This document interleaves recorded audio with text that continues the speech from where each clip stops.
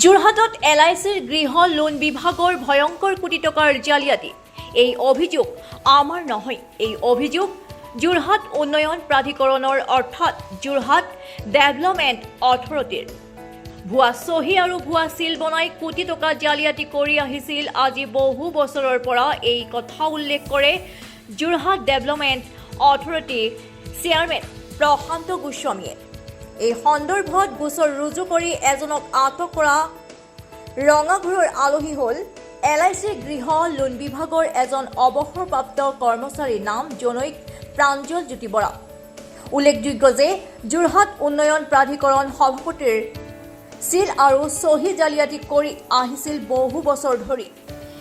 LICৰ গৃহ লোন বিভাগৰ পৰা অৱসৰ লৈ গোহাঁই টেকেলা গাঁৱত ঘৰৰ যোৰহাট প্ৰাধিকৰণৰ পৰা অনুমতি বিচাৰি আহিছিল জনৈক প্ৰাঞ্জল জ্যোতি বৰাই।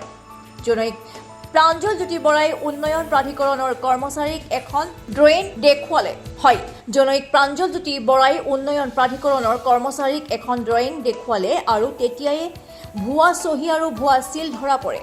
যোৰহাটৰ ভোগদৈ আৰক্ষীক খবৰ দিয়াত আৰক্ষী উপস্থিত হৈ জনৈক প্ৰাঞ্জল জ্যোতি বৰাক গ্ৰেপ্তাৰ কৰি জেল হাজতলৈ প্ৰেৰণ কৰে। যোৰহাট JB ৰোড স্থিত কাৰ্যালয়টোলৈ মন কৰক। এই LICৰ গৃহ লোন বিভাগে এক নেক্সাছ গঢ়ি তুলিছে, যাৰ বাবে কোটি কোটি টকাৰ চৰকাৰৰ ৰাজহ হেৰাইছে বুলি এক ভয়ংকৰ অভিযোগ উত্থাপিত কৰিছে যোৰহাট উন্নয়নৰ প্ৰাধিকৰণৰ সভাপতি প্ৰশান্ত গোস্বামীয়ে। এই সন্দৰ্ভত এজনক আটক কৰি জেললৈ প্ৰেৰণ কৰাৰ উপৰিও বৰ্তমান সময়ত আৰক্ষীৰ তদন্ত অব্যাহত আছে। জনৈক প্ৰাঞ্জল জ্যোতি বৰা, তেওঁৰ ঘৰ হৈছে দাহিখুৰ গাঁও, চাৰিগাঁৱত, দাহিখুৰ চাৰিগাঁৱত ঘৰ। তেখেতে আমাৰ অফিচলৈ আহি এটা বিল্ডিঙৰ পাৰ্মিশ্যনৰ কাৰণে ফৰ্ম বিচাৰি আহিলে। বিল্ডিঙৰ ফৰ্ম বিচাৰি আহোঁতে আমাৰ কৰ্মচাৰীসকলে সুধিলে ক'ত ঘৰ বনাব। তেখেতে প্ৰথমতে ক'লে যে মই ঘৰ বনাম, এটা বেলেগ জেগাৰ নাম ক'লে, গোহাঁই টেকেলা গাঁৱত তেওঁ ঘৰ বনাম বুলি ক'লে। বোলে ঠিক আছে, আপোনাৰ ডকুমেণ্টছ আছে নাই ফৰ্মখন যে নিবলৈ আছে? বোলে আছে। বোলে কি আছে? তেওঁ এটা ড্ৰয়িং দেখুৱালে, এইটো মানে মোৰ ইয়াৰ যে ফৰ্মখন নিব, সেই ফৰ্মখনতো তেওঁলোকে জালি চহী কৰিব। আৰু এই অফিচটো হৈছে area manager, office of the area manager, LIC HFL Jorhat.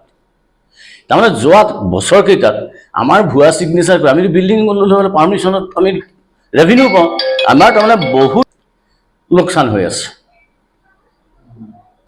বহুত টকা আমাৰ লোকচান হৈছে। ইয়াত মানে কোটিৰ ঘৰতে লোকচান হ'ব পাৰে। ইয়াত এটা ন্যস্ত স্বাৰ্থ জড়িত ৰেকেট পাওঁ, আমাৰ তাৰমানে বহুত লোকচান হৈ আছে,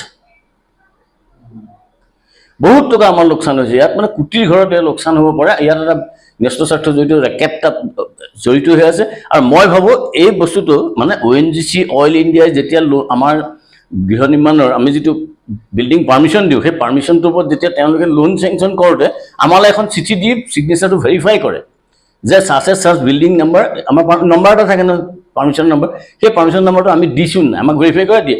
LICয়ে কিন্তু কাহানিও নকৰে। ইয়াৰ পৰাই মানে আমি প্ৰমাণিত হয় যে এই অফিচটোত ডাঙৰ ৰেকেট জড়িত আছে। আইনে ব্যৱস্থা ল'ব। আৰু এই ড্ৰয়িংটো যে তেখেতে আনিছিলে, প্ৰাঞ্জল জ্যোতি বৰাই নিজে এটা আণ্ডাৰটেকিং দি থৈ গৈছে, যিটো আমি পুলিচক দিছোঁ। তেওঁ আনিছিলে হয়, হয়তো তেওঁ ইয়াত জুখি নহ'ব পাৰে, কোনোবা এজেণ্টে উলিয়াই দিম বুলি কোৱা কাৰণে তেওঁ ফৰ্মখন আনিবলৈ পঠিয়ালে, তেওঁ ভুলক কমে ড্ৰয়িংটো লৈ আহিলে ইয়াত ড্ৰা কৰি। তেতিয়া লগে লগে পুলিচত FIR লজ কৰিলোঁ, আমি কেছ ফাইল কৰিলোঁ, তেখেতক গ্ৰেপ্তাৰ কৰি লৈ গ'ল। এটা পৰৱৰ্তী পৰ্যায়ত ভোগদৈ থানাই কেছটো হেৰি কৰি আছে, এইটো গোটেই ভোগদৈ থানাৰ আণ্ডাৰত আছে। SPও এই ক্ষেত্ৰত ব্যৱস্থা গ্ৰহণ কৰিছে, আৰক্ষী অধীক্ষকো। LIC অফিচটো হৈছে শংকৰ হল যে আছে JB ৰোডত অফিচ। সন্দেহ আছিলে, তেওঁলোকে কিয় আমাৰ পৰা ভেৰিফাই নকৰে? বাকী চব অৰ্গেনাইজেশ্যনে কৰে ভেৰিফাই। অনুপম বৰাৰ ৰিপৰ্ট, নিউজ নাও 24/7।